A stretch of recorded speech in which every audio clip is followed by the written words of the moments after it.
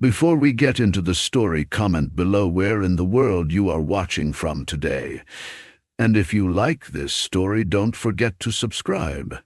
The morning air in Maple Hollow always smelled like pine, damp earth, and hope. Caleb Turner rose at dawn, as he did every day, to pack lunch for his daughter Lily before she headed off to school. A single father of 12 years, Caleb had learned how to turn the quiet of early morning into a kind of sanctuary, where cracked eggs in the skillet became love notes, and a folded sweater meant "I'm here, always." That day began like any other. Always. Lily, bright-eyed and talking a mile a minute about her upcoming school garden project, skipped out the door in her scuffed sneakers. Caleb waved, wiped his hands on a towel, and reached for the keys to his workshop. The Turner Fix-It shop sat on the corner of Main and Willow, a little building with peeling blue paint and windows full of sunlight and dusty dreams. Business had slowed in recent months, but Caleb never turned away anyone who needed help, even if they couldn't pay in full. So when he saw a silver car pulled over by the old oak tree on Maple Lane, he slowed his bike, more out of instinct than curiosity. The driver stood beside it, arms crossed, clearly not from around here. She wore a long coat that looked like it had never seen rain, and shoes that weren't made for gravel. The expression on her face held equal parts frustration and defiance. "Trouble?" Caleb asked, straddling his bike. She looked up, startled. Her hair was perfectly pinned, but clearly not enjoying the humidity. "Battery's dead. And I think I left my phone back in the city." Caleb nodded. "I'm heading into town. It's about a mile. I can send help. Or you can take my bike." She blinked. "Your bike. Best I can offer. Town's not far, and the bakery opens early. Rosie will let you use her phone." The woman hesitated. Then, without a word, she reached for the handlebars. Caleb helped steady the seat, trying not to notice how out of place she looked, like a porcelain figurine dropped into a handmade quilt. "I'm Evelyn," she said finally. "Caleb." Their eyes met briefly, and something flickered between them, a curiosity neither of them could name. Evelyn Hawthorne hadn't meant to end up in Maple Hollow. She'd been driving with no real destination, escaping boardrooms and headlines, and a family name that had become more a brand than a legacy. Her grandmother's stories of Maple Hollow had lingered in the back of her mind for years, like lullabies from a life she never had. When she arrived at the bakery, flushed from the ride and fighting the memory of wind in her hair, Rosie welcomed her like an old friend. "You found Caleb Turner," Rosie said, as if that explained everything. "I guess I did."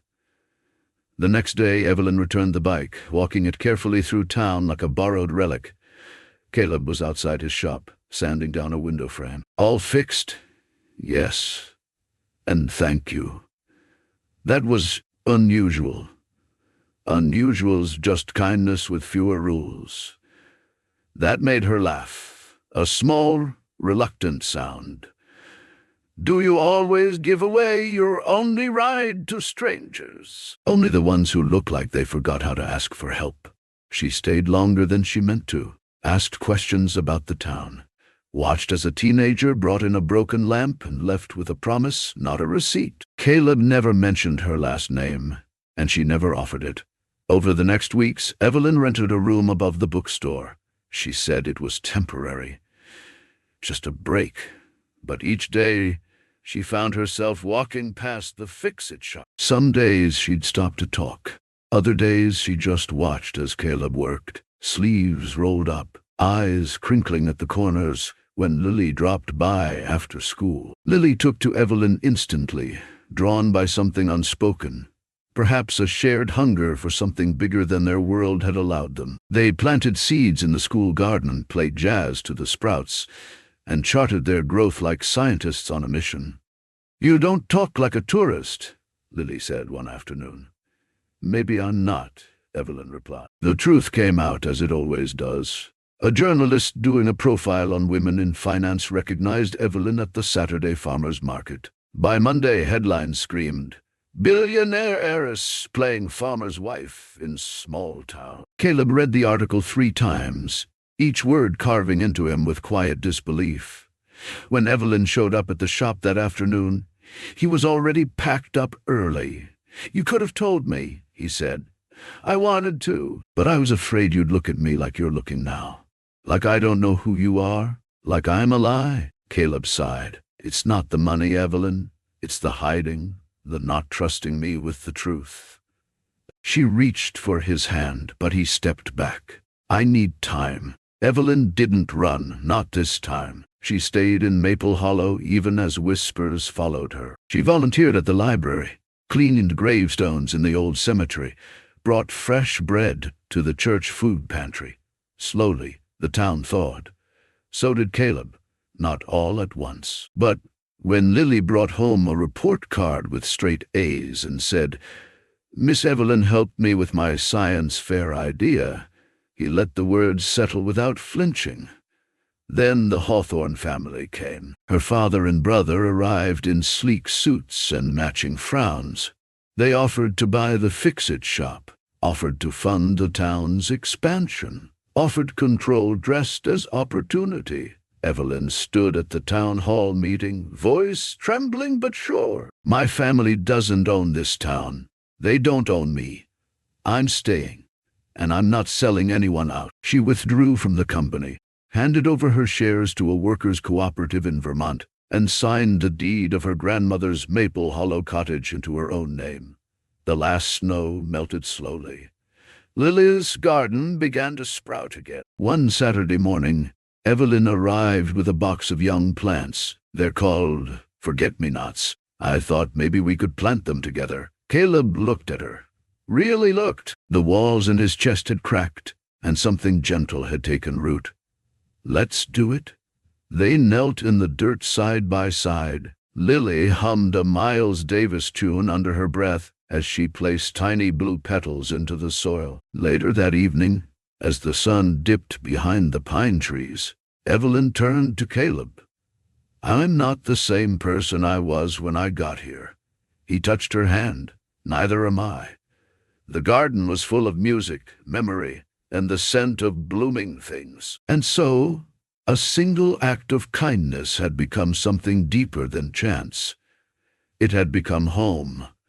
The mornings in Maple Hollow were different now. Evelyn Hawthorne, once the whispered name behind billion-dollar mergers, now found comfort in silence not filled with ringing phones or echoing boardrooms, but in the chirps of morning robins, the creak of her grandmother's old wooden steps, and the quiet hum of a kettle boiling on the stove.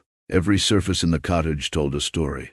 The chipped porcelain teacups, the worn garden gloves, the Afghan on the couch. Evelyn still refused to move. They grounded her, reminded her that wealth didn't need to glitter.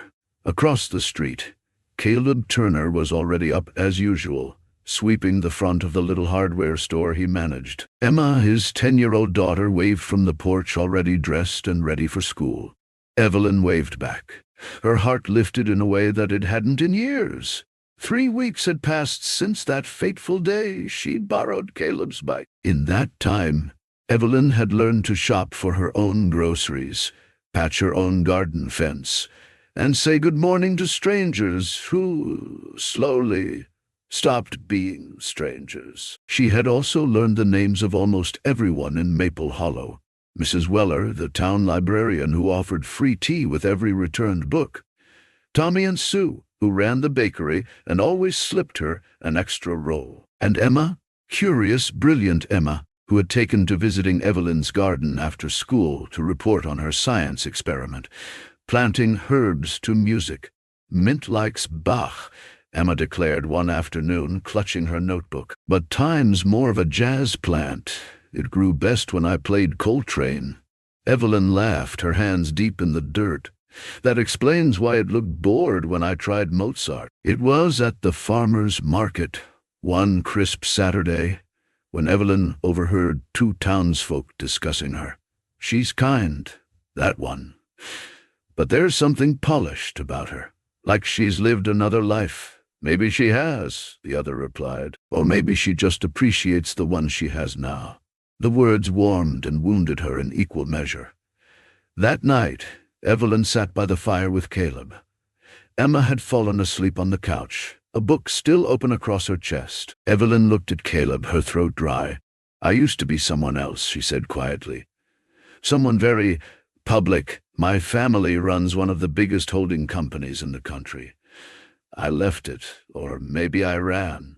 Caleb didn't speak, just reached for her hand, his calloused fingers curling around hers. "You didn't need to tell me," he said after a moment. "But thank you for trusting me." But Maple Hollow wasn't immune to gossip. When a glossy magazine somehow found its way into town, splashed with Evelyn's photo and headlines about the missing Hawthorne heiress, things changed. Neighbors grew quiet. Some looked at her with awe, others with worry. Caleb remained unchanged, but Evelyn could see the unease creeping into Emma's eyes. "Are you leaving?" she asked one night, her voice trembling. Evelyn pulled her close. "Not if I have any say in it. Not if you and your dad still want me here." Emma nodded, wiping her nose on Evelyn's sweater. "Then you're staying. That's how it works." Her father arrived 2 weeks later, tall, steely-eyed, and still wearing the world like armor. Charles Hawthorne stood in her garden looking deeply out of place. "We need to talk, Evelyn." They did for hours inside the cottage over bitter tea. He wanted her back, not just as a daughter, but as a symbol. "People miss the Hawthorne legacy. They think you're rebelling." "Maybe I am," Evelyn said, "but I'm also healing. And for the first time, I feel useful." When he left, he didn't take her with him. But he left behind a check. She donated every cent to Maple Hollow Elementary's science program. Emma cried when she found out. Now we can build a real greenhouse with music speakers. Autumn deepened. The first frost came. Evelyn's garden slowed, but inside, her life bloomed. She and Caleb fell into a rhythm. Co-cooking, co-planning, co-dreaming. At the annual Harvest Festival, Caleb and Evelyn danced beneath fairy lights strung between maple trees. Emma won second prize in the pumpkin carving contest and made a speech about how music makes vegetables smarter. When the mayor presented Evelyn with a community award for her contributions, she wept. "I never thought kindness could be this loud," she whispered to Caleb. On Thanksgiving, Caleb handed her a box. Inside was the old bicycle she had borrowed. It had been restored, polished, and painted deep green. "Thought you'd like to ride it on your own terms now," he said, "not because you had to." Evelyn choked on her reply. Taped to the seat was a note from Emma. "Now we all have wheels. Let's ride into forever together." The first snow blanketed Maple Hollow in quiet. Evelyn stood at the garden gate, snowflakes catching in her hair, watching Caleb hang lights from his porch. He turned, smiled. "You look like you belong here." She walked to him, took his hand. "That's because I do." Behind them, Emma laughed from inside the house, jazz music floating through the window, and the faint scent of cinnamon buns baking. For the first time in a long time, Evelyn Hawthorne wasn't running from anything. She was home, and home had a name, Maple Hollow. The late spring sun filtered through the trees of Maple Hollow like soft gold, casting warm shadows across the overgrown garden that lay behind Evelyn's grandmother's cottage. It had once been a place of life, vines heavy with morning glories, lavender blooming at the edge of the stone path, tomatoes ripening in neat rows. Now it was wild and unkempt, but to Evelyn Hawthorne, it felt like possibility. She stood in the center of it all, her fingers brushing over a packet of wildflower seeds Grace had given her just last week. Grace Turner, bright-eyed, inquisitive, had quickly become the pulse of Evelyn's new world. It was Grace who'd shown her how to listen to the hum of bees and read the songs in the wind, who believed plants danced to jazz and swore tomatoes tasted better when spoken to kindly. And it was Grace who had tugged Evelyn's hand that morning, leading her here like a conductor guiding an orchestra. "You promised?" she'd said, handing over the seed packet. "You said today we'd plant a music." So here she was, kneeling in damp soil, her city nails chipped and stained, her expensive blouse replaced by an old flannel passed down from her grandmother's closet. Somewhere inside the house, Caleb was repairing the front porch railing, a project he'd taken on as casually as he had taken her broken bicycle weeks before. She remembered that moment like a photograph. Caleb's steady voice, his quiet decency, his eyes that looked past the designer heels and recognized the stranded soul underneath. That kindness had cracked something open in her, and through that crack, light had come in. "You hum when you dig," Grace observed, crouching beside her. Evelyn paused, surprised. "Do I?" "Uh-huh." Grace nodded. "It's nice. Kinda sounds like a lullaby." Evelyn laughed, brushing a strand of hair from Grace's forehead. "Maybe the garden needs a lullaby. Everything grows better with music," Grace said wisely. "Dad says I do too." Something tightened in Evelyn's chest. In the weeks since she'd arrived, she'd seen the depth of Caleb's love for his daughter. The way he packed lunches with secret notes, how he always remembered her science club meetings, how his tired eyes still lit up at every one of her stories. But she'd also seen his exhaustion. Late nights at the auto shop, weekends cleaning classrooms at the elementary school. The worry he thought no one noticed when the rent check came due.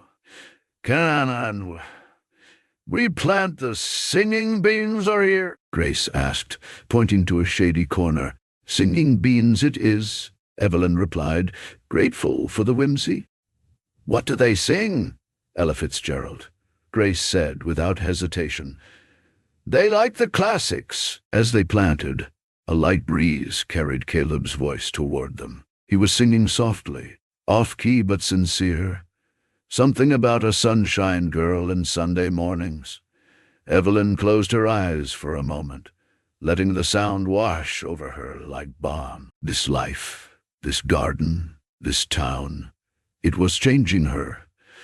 Not in the way corporate retreats or therapy sessions ever had, but in small, sacred ways. Later that evening, the three of them sat on the porch steps, eating peanut butter sandwiches and watching fireflies flicker like shy stars. Caleb handed Evelyn a chipped ceramic mug, Grace's handiwork from art class, with "You're one of us now" painted in lopsided letters. "I was going to wait," Caleb said, rubbing the back of his neck.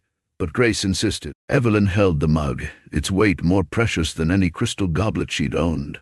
"She's persistent," she said, smiling. "She's right, too," he said, voice quiet. "You belong here."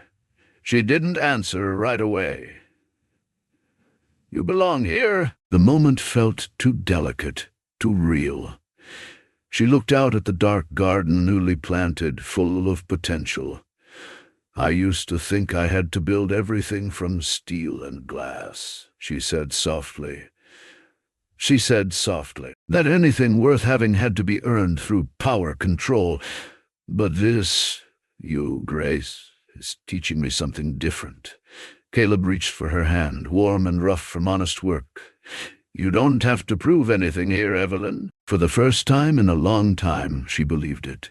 Inside, Grace was already asleep on the couch, Mr. Whiskers tucked under one arm, and a notebook filled with drawings of dancing plants resting on her lap. Evelyn leaned against Caleb's shoulder, listening to the crickets. "Do you think the beans will sing tomorrow?" she asked. "If they do," he said, "it'll be because you taught them how." She laughed softly. You give me too much credit." "No," he said, turning to face her. "Not enough. But I'm learning." The porch light cast a soft halo around them as the night deepened. Evelyn felt her heart begin to settle, like seeds pressing into soil, waiting, hoping, ready for the music to begin. And somewhere beneath them, in the freshly planted earth, the first green shoots began to stir. The morning sunlight crept across the wooden floor of the cottage on Maple Hollow Lane, catching motes of dust in its golden fingers. Evelyn stood barefoot by the kitchen window, a mug of steaming tea in her hands. Outside, the garden she had planted with Grace had begun to stir, tiny green shoots reaching toward the warmth like hopeful little hands. It had been 3 months since Evelyn had left behind Hawthorne Holdings, the glass towers, and the carefully curated persona. 3 months since Caleb Turner, in a moment of uncalculated generosity, had handed her his only bicycle and changed the course of her life. Now the world spun differently, slowly, more meaningfully. A knock at the back door startled her. She opened it to find Grace, cheeks flushed with morning air, holding a box of mismatched flower bulbs and a grin as wide as the sky. "Surprise!" Grace chirped. "These were hiding in Dad's workshop. He said we could rescue them." "Rescue?" Evelyn chuckled. I liked the sound of that. Together, they knelt in the cool earth, dirt smudging their hands. Evelyn marveled again at how natural this felt, this closeness with a child who asked questions not to test, but to understand. Grace was as curious as she was kind. She'd inherited Caleb's quiet patience and a heart wide enough to let a stranger in. "I think flowers like music," Grace said thoughtfully, poking a bulb into the soil. "That's why the daffodils near the wind chimes always bloom first." Evelyn smiled. That would make sense. Some of the most beautiful things grow when they're sung to. She didn't add that she felt the same way. As days turned to weeks, the rhythm of small-town life became a balm. Evelyn volunteered 3 days a week at the library, organizing children's story hours and designing quiet reading nooks out of second-hand furniture. She helped paint the school's science room after a leak left it musty and forgotten. No one questioned why a woman who once wore tailored suits knew how to patch drywall or balance a school's donation ledger. They just accepted her help, and Caleb watched, silently, respectfully.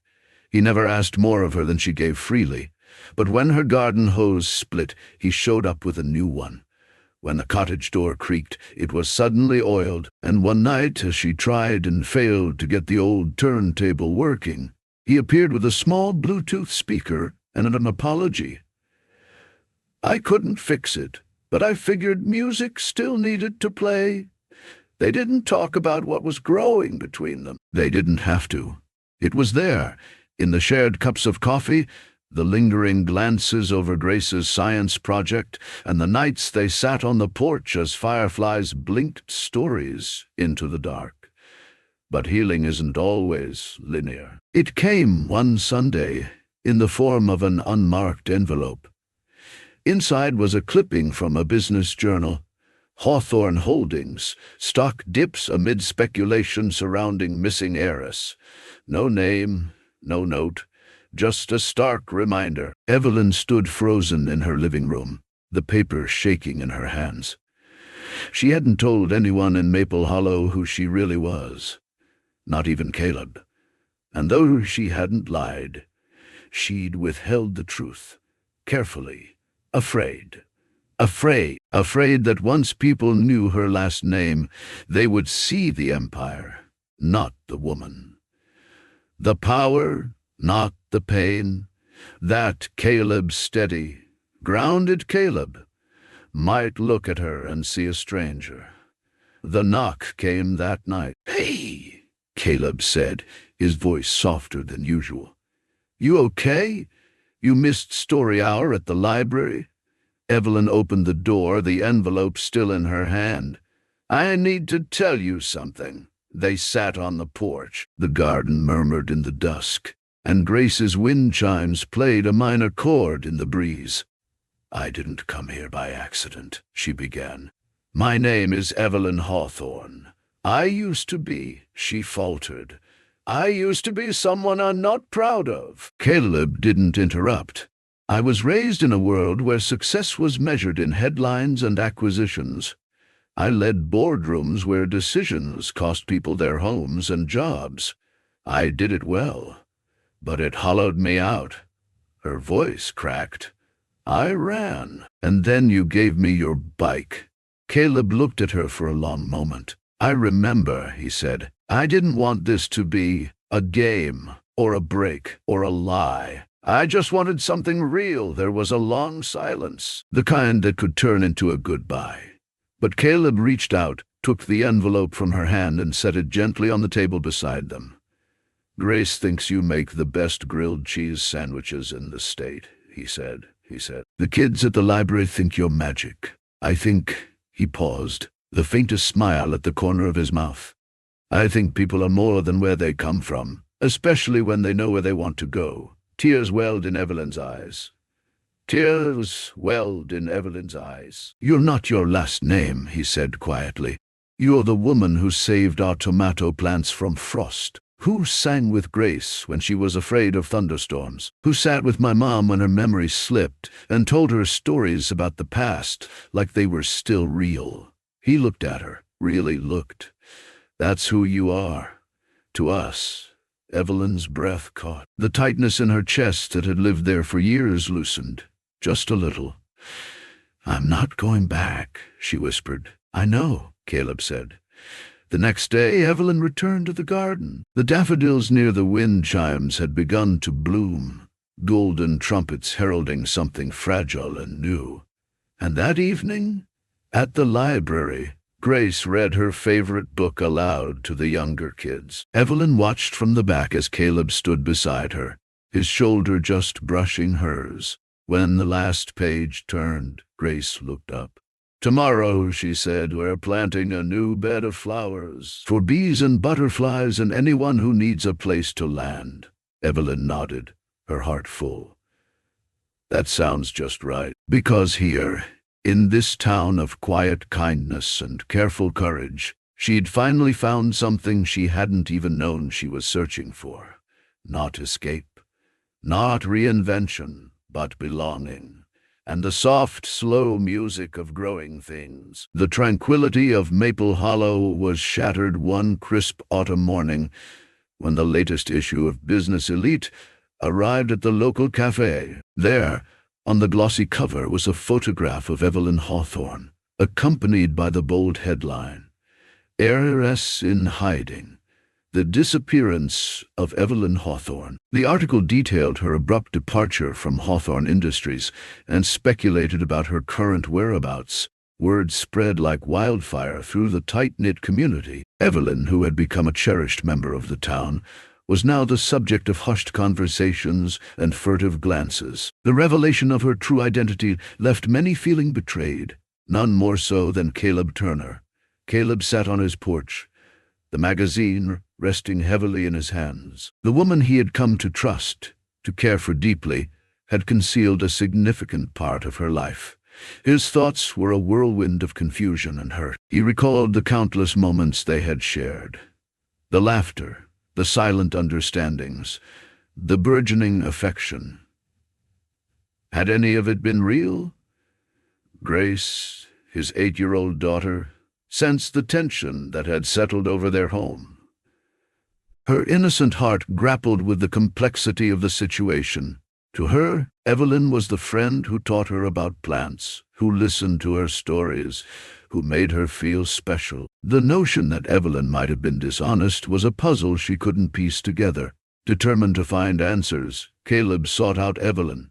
He found her in the community garden, tending to the plants with a somber expression. The sight of her, so at home amidst the greenery, stirred a mix of emotions within him.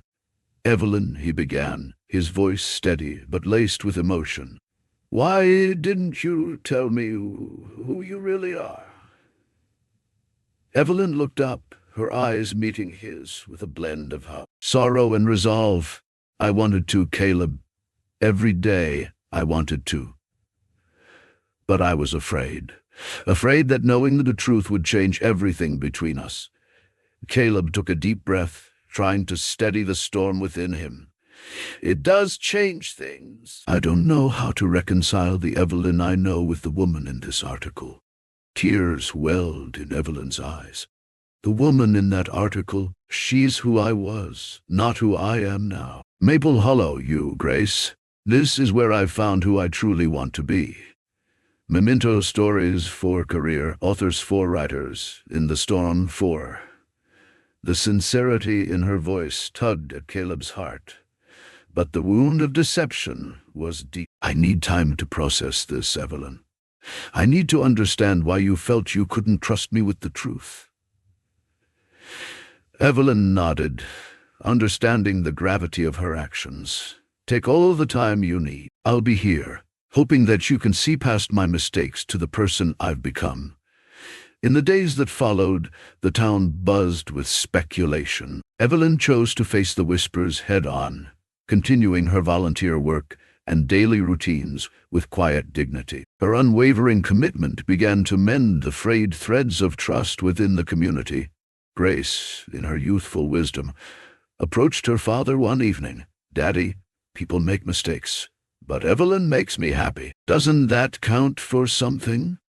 Caleb looked into his daughter's earnest eyes and realized that love, in all its forms, was about forgiveness and understanding. He decided to confront his feelings and seek the truth not from magazines, but from the woman who had become so integral to their lives. He found Evelyn at the library, reading to a group of children. The sight of her, so natural and nurturing, reignited the warmth he had tried to suppress. As the children dispersed, he approached her. "Evelyn," he said softly, "I don't want to lose what we've built here. Can we start anew with honesty this time?" A hopeful smile broke through Evelyn's tear-streaked face. "I'd like nothing more, Caleb." Their journey toward reconciliation was not without its challenges, but with open hearts and honest conversations, they began to rebuild the trust that had been shaken. The town, witnessing their perseverance, gradually embraced Evelyn once more, recognizing that her actions spoke louder than any headline. In the heart of Maple Hollow, amidst the blooming gardens and the laughter of children, Evelyn and Caleb discovered that true connection transcends past mistakes, and that love, when nurtured with patience and sincerity, can weather any storm. The mornings in Maple Hollow had grown quieter, though not colder. Spring had arrived early that year, with soft rain showers and new green stretching out from every corner of the sleepy town. Yet, inside Caleb Turner's modest home, silence hung heavy, the kind that came not from peace, but from pause. Caleb watched Grace from across the kitchen as she methodically peeled an orange, her small fingers moving more slowly than usual. She hadn't mentioned Evelyn in days, not since the magazine arrived and exposed Evelyn Hawthorne's carefully hidden identity. No more excited talk of jazz-playing plants or their Saturday garden plans, just a quiet ache, like the aftermath of a dream fading before morning light. He missed Evelyn, too, missed her in ways that startled him when he wasn't prepared. Her laugh echoing through the garage when he made some dry joke, the way she would forget her gloves in his truck, or how she gently encouraged Grace's wildest ideas without ever brushing them off. But Caleb wasn't just a father. He was a man who'd spent years trying to build something honest for his daughter, brick by brick. Deception, even if it came cloaked in good intentions, wasn't easy to digest. Across town, Evelyn sat on the back steps of her grandmother's cottage, hands stained with soil. The garden, once a patch of overgrowth and memory, now bore signs of deliberate care. Rows of spinach and peas peeked through the ground. But the real sowing, she knew, wasn't in the earth. It was in every moment she stayed, every smile she offered to a neighbor unsure how to greet her now, every conversation she started at the market, even when whispers followed her. Evelyn hadn't run, and Maple Hollow had noticed. It began in small ways. Mrs. Dunlap from the library handed her a stack of donated books and asked without irony if she'd organize the children's corner again. Mr. Jensen, who hadn't spoken a word to her since the article dropped, nodded at her one morning outside the cafe and murmured, "Rain's good for roots," and she had clung to that, letting those tiny cracks of warmth become her new sunlight. One afternoon, nearly 3 weeks after the fallout, Evelyn heard a soft knock at the front door. When she opened it, her breath caught. It was Grace, holding a small pot of marigolds. The girl looked up with those wide, earnest eyes. "They're companion flowers," Grace said. "They help keep bad bugs away from tomatoes." Evelyn knelt. "Did you plant these?" "I saved the seeds. Just in case," Grace's voice wavered, "in case you stayed." Tears pressed against Evelyn's eyes. "Thank you, Grace." The girl hesitated, then asked in a whisper, "Did you pretend to like me or Daddy?" "No," Evelyn said quickly, her voice firm despite the tremble. "Every smile, every hug, every moment, I meant them all. I was just afraid of losing this." Grace nodded. Then, as if something unspoken had clicked into place, she handed over the pot and said, "You should come to the spring fair. My science club has a booth. We're making a compost volcano." The next Saturday, Evelyn arrived at the fairgrounds with trembling hands and a marigold pin on her coat. She hadn't expected the welcome. Polite nods, a slice of pie offered without a word, and children waving as if nothing had changed. But she felt the change inside her, lighter, though still unsure. And then she saw him. Caleb stood beside the booth, watching Grace explain the compost volcano to a cluster of amused townsfolk. He looked tired, maybe from too many late shifts, but there was softness in his gaze when he looked at their daughter. She approached slowly, giving him time to turn, to decide. "I didn't expect you," he said simply. "I wasn't sure I'd be allowed." He gave a small, rueful smile. "Maple Hollow's not great at forgiveness, but it's good at watching." She swallowed. "And you?" "I've been watching, too," he said, turning to face her fully. "You stayed. You didn't make it easy for yourself. You showed up even when you didn't have to. I didn't want to run anymore." He looked down at the marigold on her coat and said, "Grace picked that out. Said it was your color." Evelyn smiled, a real one. She always did have good taste. There was a long pause, the kind that held more truth than any speech. "I'm still hurt," Caleb said, "but I'm also grateful for what you did for Grace, for me, for the town. That doesn't go away." Evelyn nodded. "Whatever this becomes, I'm here. Not as a hawthorn, just me." He reached into his jacket, pulled out something small. Her gloves, the ones she always forgot in his truck. He handed them to her. "You left these," he said. "Thought maybe you'd want them back. Or maybe leave them in the truck again." Evelyn stared at them and back at him. "Are we okay? Or something," he said. "Maybe something worth rebuilding." Just then, Grace spotted them. She ran over, grabbed each of their hands and beamed. The volcano exploded perfectly. Compost flew everywhere. And just like that, the three of them laughed. In the middle of a spring fair, with compost in the air, marigolds in her hands, and Grace tugging them toward the next adventure, Evelyn realized something profound. Love didn't demand perfection. It asked for effort, honesty, and staying power. And she had stayed. This was no longer just a new beginning. It was home. The tranquil rhythms of Maple Hollow were disrupted one crisp autumn morning by the arrival of two sleek, black sedans that stood out starkly against the rustic backdrop of the town square. Evelyn Hawthorne watched from the window of her grandmother's cottage as her father, Charles Hawthorne, and her brother, William, emerged from the vehicles, their presence as imposing as the corporate empire they commanded.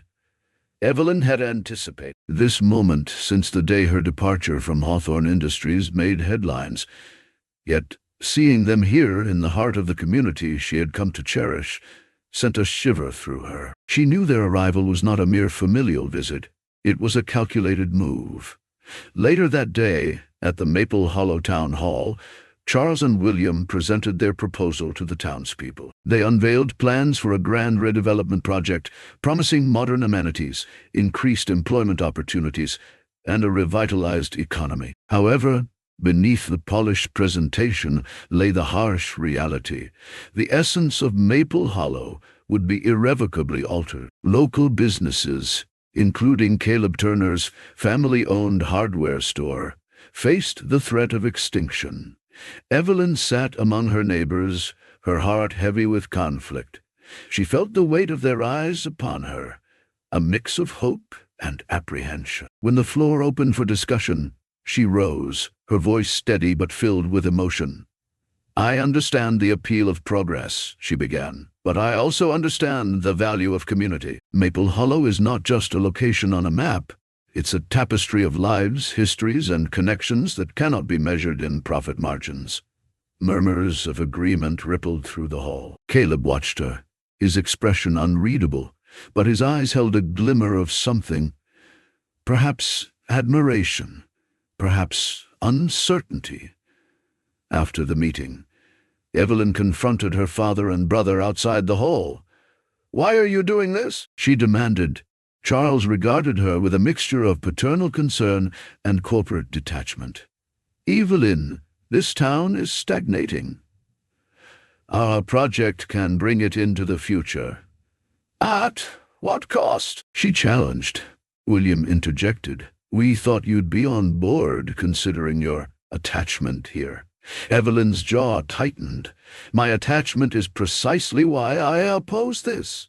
Maple Hollow doesn't need saving. It needs preserving." In the days that followed, Evelyn became a pillar of the opposition. She organized meetings, gathered petitions, and worked alongside townspeople to develop alternative solutions that embraced progress without sacrificing the town's character.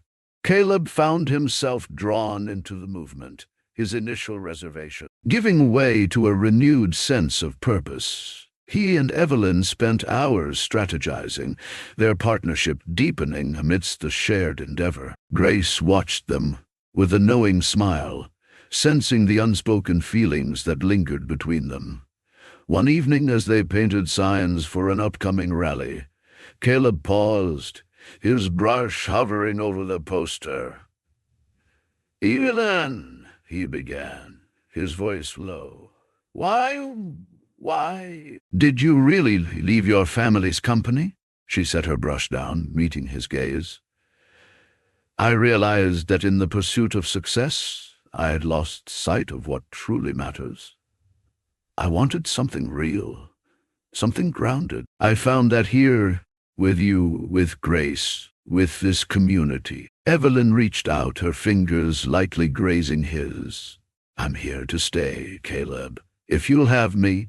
He turned his hand, intertwining their fingers. "Well, take it one day at a time." The battle for Maple Hollow reached its climax at a town-wide vote. Evelyn stood alongside her neighbors, her heart pounding as the results were tallied. When the decision to reject the redevelopment was announced, a cheer erupted, echoing through the hall. Charles and William left town shortly after, their plans thwarted. Evelyn knew this wasn't the end of her familial struggles, but she felt a profound sense of belonging and purpose. That evening, as the town celebrated, Caleb found Evelyn standing beneath the old oak tree in the square. "You did it," he said, pride evident in his voice. "We did it," she corrected, smiling up at him. He took her hand, pulling her close. Maybe it's time we stop letting pride get in the way of what we both want, he murmured. Evelyn's breath hitched. That? Caleb cupped her face gently. A future, together. Tears shimmered in her eyes as she nodded. I'd like that. As they kissed beneath the starlit sky, the town's laughter and music surrounding them, Evelyn knew she had finally found her home, not in a place, but in the hearts of those she loved. The Maple Hollow Town Square, once the quiet heart of a modest community, now pulsed with life. Lanterns swayed in the spring breeze. Laughter drifted from food stands, and the warm scent of homemade apple pie curled through the air like a promise. The Spring Renewal Festival, reinstated after nearly a decade, was more than just a celebration. This year it was a declaration. Maple Hollow had chosen its path, and Evelyn Hawthorne had chosen hers. Evelyn stood near the center of it all, her boots dusted with soil from the morning's community garden work, a light sweater pulled over her simple dress.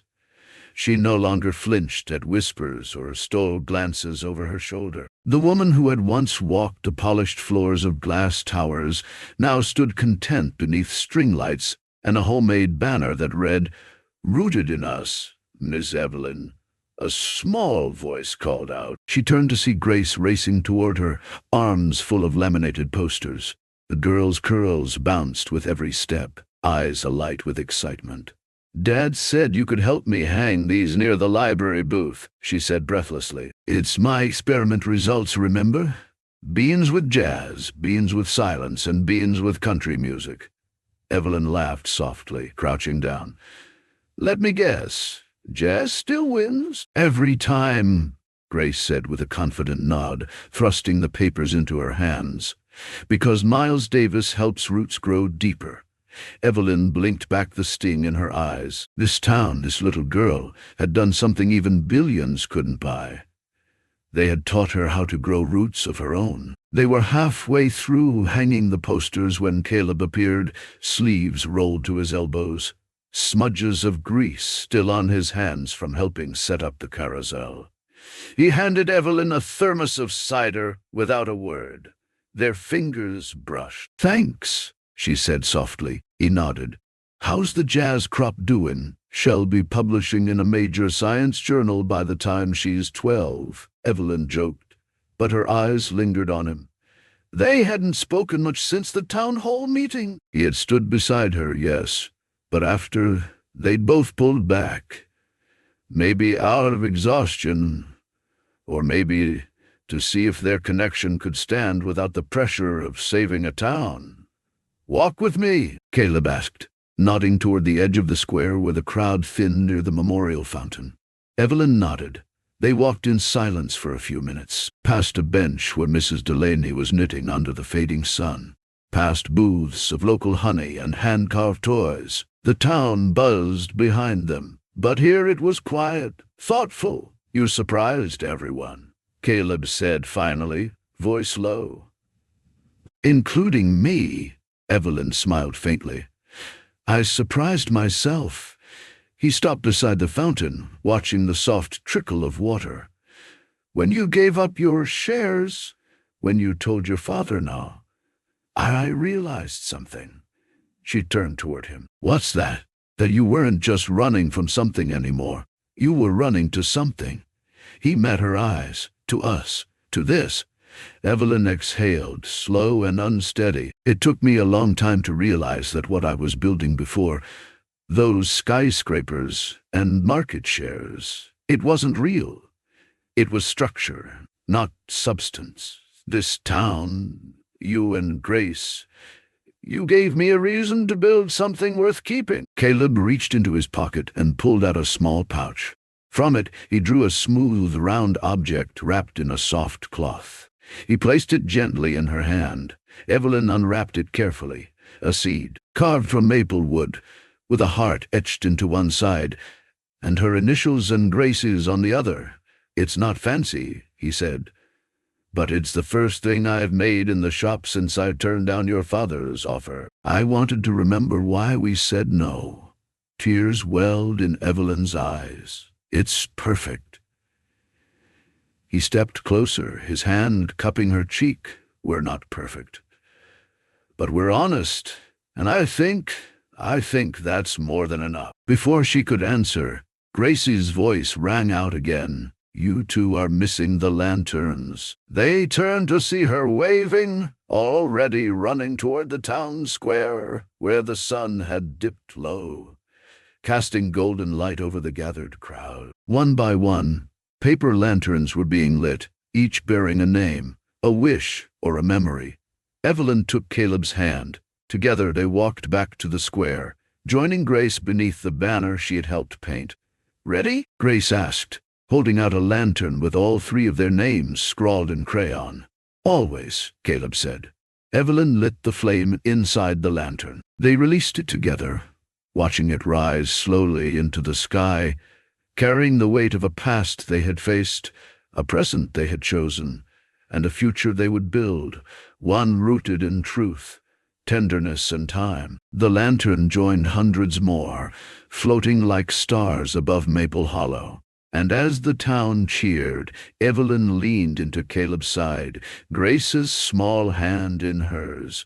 She had once been an heiress to an empire. But now, in a quiet town, surrounded by a girl who believed in jazz-loving beans and a man who fixed what others thought was broken, Evelyn Hawthorne finally felt rich. The first true warmth of spring settled gently over Maple Hollow, coaxing life from the soil and smiles from weather-worn faces. At the edge of town, nestled behind a weathered picket fence and shaded by a flowering dogwood tree, Caleb Turner's modest home looked like something from a postcard, only the kind that meant something. In the backyard, the garden he and Evelyn had planted with Grace was in full bloom, sunflowers stretching, tomatoes beginning to blush, and a new patch of marigolds glowing like fire in the early morning light. Grace knelt by the snapdragons, her hands careful and steady as she adjusted the labels she'd written in her child's scrawl. "The beans are jazz beans, the carrots are quiet thinkers, and the lavenders for dreaming," she said, half to herself and half to Evelyn, who sat nearby, sketching the scene in a well-loved leather journal. Caleb watched from the porch steps, mug of coffee warming his hands, but not as much as the sight before him did. 3 months ago, he'd been a man just trying to keep his daughter's world from unraveling. Now the rhythm of his days held something more than survival. It held purpose, partnership, and a promise not yet spoken aloud. Evelyn glanced up, catching his eyes. A soft smile passed between them. Quiet, content, the kind you grow into. That afternoon, they gathered in the town square for Maple Hollow's annual Planting Day picnic. It was a small affair by city standards, but in this place where every face was familiar, it was everything. Kids raced with wheelbarrows full of seedlings. The bakery brought lemon bars and sticky rolls, and folks lingered long after the last of the lemonade was poured, swapping stories like seeds meant for sharing. Betty, the town librarian, handed out wildflower packets from a wicker basket. "For you, Han," she said, slipping one to Evelyn. "You're one of us now. Can't have a Maple Hollow garden without some hometown petals." Evelyn blinked back a sudden rush of tears. "Thank you, really." Caleb touched her elbow gently. "They mean it." "I know," she whispered. "And I don't take it for granted." Neither did he. They spent the rest of the day helping plant a memorial garden in the corner of the square, honoring lives lost over the years. Grace added a jazz bean sprout with a tiny note, "For Mom. Music still grows things." The words made Evelyn's chest ache in that good way. The kind of ache that reminded you how love never really leaves. That night, as twilight curled soft and violet over the hills, Evelyn and Caleb stood in their garden, while Grace chased fireflies barefoot in the grass. "She wants us to get married," Evelyn said suddenly. Caleb turned to her, eyebrows raised. "She told you that. She told your marigolds that. But she knew I was listening." He chuckled low, wrapping an arm around her shoulders. Smart kid. She is. Evelyn leaned into him. And I think she's right.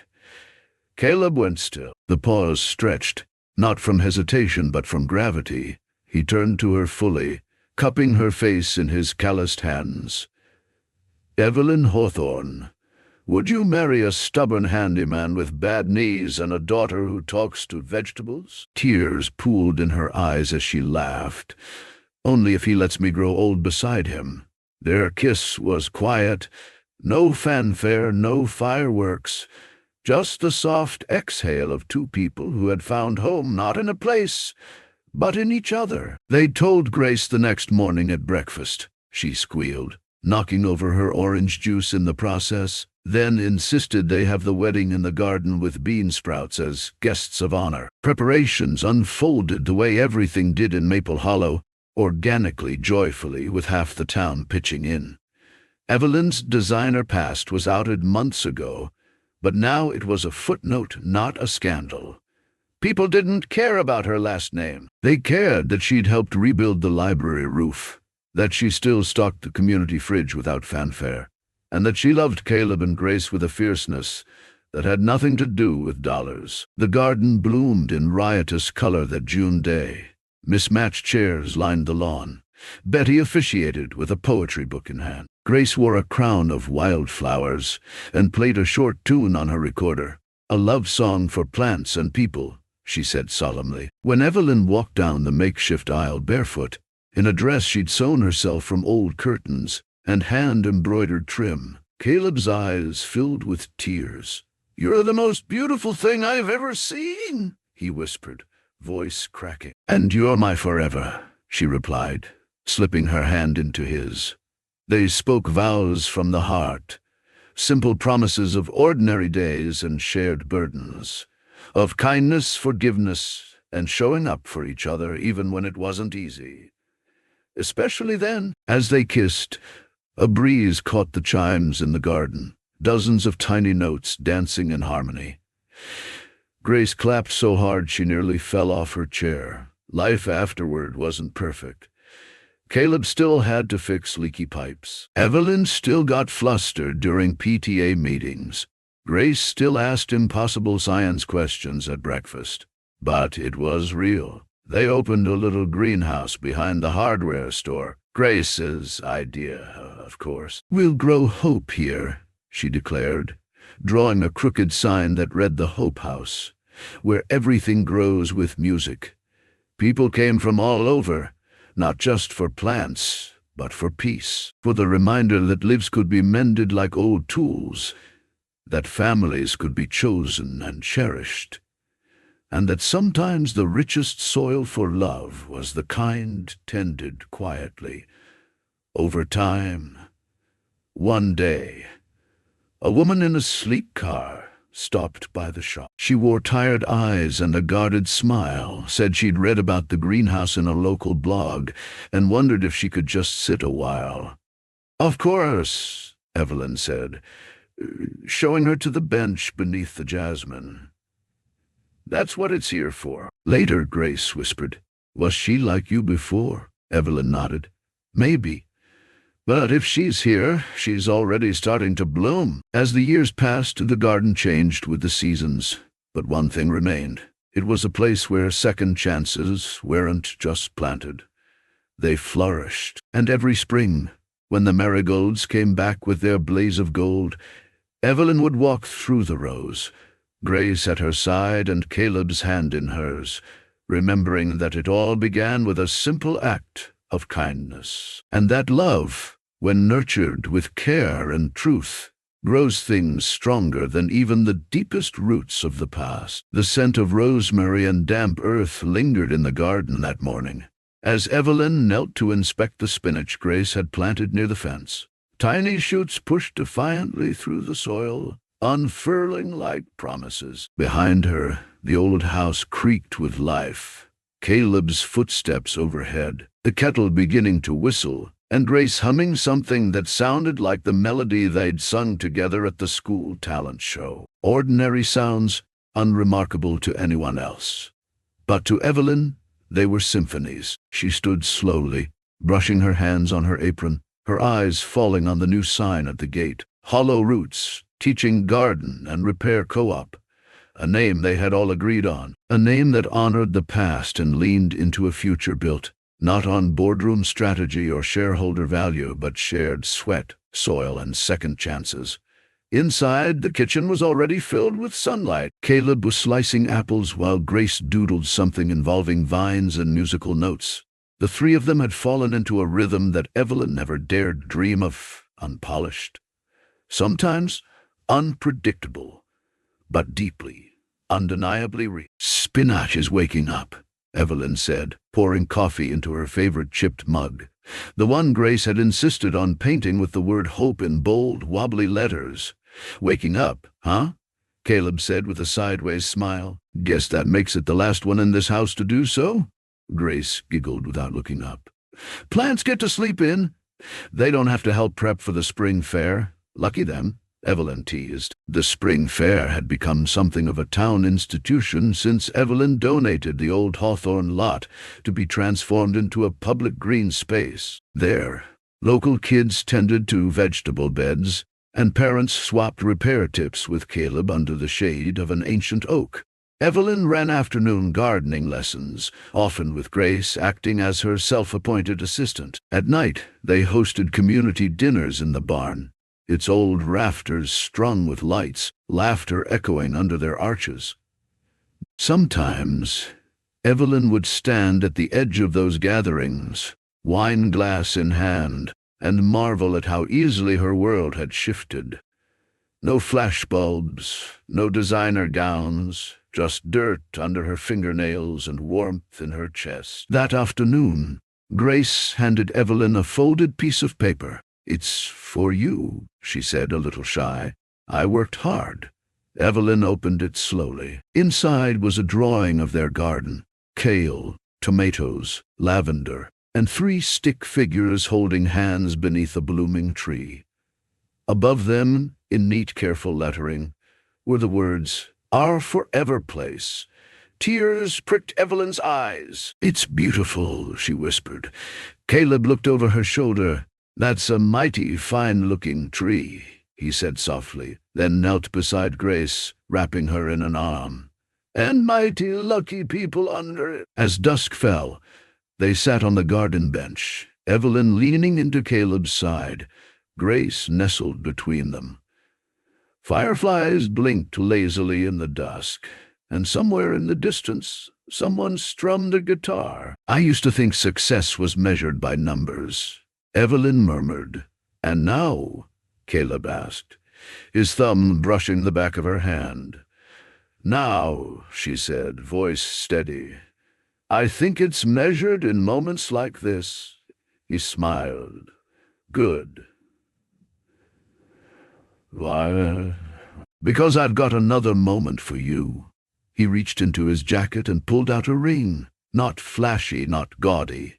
A simple band adorned with 3 tiny stones.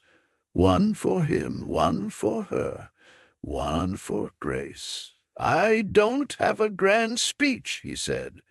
"I don't have a grand speech," he said. "Just a question. Will you keep building this life with me?" Evelyn's eyes shimmered. "Yes," she whispered. 1,000 times yes." Grace squealed and launched into their arms, giggling. "Can I be the flower girl?" "You already are." Evelyn laughed, kissing the top of her head. The stars blinked awake overhead as they sat together, wrapped in a promise made not with diamonds or fanfare, but with shared soil and softened hearts. In Maple Hollow, where love had grown from a simple act of kindness, Evelyn Hawthorne found everything she never knew she needed, and everything she never wanted to let go. Not riches, but roots. Not empire, but embrace. Not perfection, but a perfectly imperfect family. And that, at last, was everything. There's something deeply resonant in Evelyn's story that mirrors moments in my own life, times when I, too, stood at a crossroads between pride and vulnerability. between ambition and authenticity. While I don't come from a legacy of wealth like Evelyn, I've experienced my own version of disconnect, pursuing goals that looked impressive on paper, yet left parts of my heart quietly unfulfilled. I've poured energy into career milestones, polished presentations, and achieving what I thought would bring meaning. But there were seasons when I missed the quiet mornings, the shared laughter over a simple meal, and the unmeasured joy of presence over productivity. Evelyn's journey reminds me that real richness isn't found in our resumes or the grandeur of our achievements, but in the ordinary, tender connections we nurture, be it helping someone carry groceries, reading stories with a child, or choosing to stay, when walking away would be easier. Her willingness to step back from everything she was told mattered and embrace a life built on love, purpose, and truth speaks to a yearning I've felt too. The longing to be seen for who I truly am, not just what I can do. I think we all carry that ache, the hope that someone will look past our titles, our defenses, our mistakes, and still choose us. Evelyn choosing to stay, to rebuild trust, and to find joy in soil-stained hands and community garden projects speaks to the quiet strength it takes to begin again. And begin honestly. I'm learning that too. I'm learning that healing happens in spaces where we allow ourselves to be fully known, not just admired. I'm learning that love, like Grace's jazz-loving plants, thrives with intention and care, not flash. And perhaps most importantly, I'm reminded that we all deserve second chances, not because we're perfect, but because we're human. Like Evelyn, I've learned the value of small, consistent kindness, how those moments shape who we become far more than the ones that make headlines. I carry her story with me as a kind of gentle compass, reminding me to root myself in what truly matters: people, presence, and the quiet courage to choose love even when it costs us our pride. That's a lesson I keep relearning, and one I hope I never outgrow. Before we go, I'd love to hear from you. Where are you watching from? Are you tuning in from the heartland of America, a quiet countryside, or maybe a bustling city dreaming of open fields? Drop a comment below. I read every single one. And if this story touched your heart, inspired you, or simply gave you a moment of warmth in your day, don't forget to hit that subscribe button and turn on notifications so you never miss another uplifting story like this. Thank you so much for being here. Your support means everything, and I can't wait to bring you more heartfelt stories soon. Until next time, stay kind, stay inspired, and I'll see you in the next one.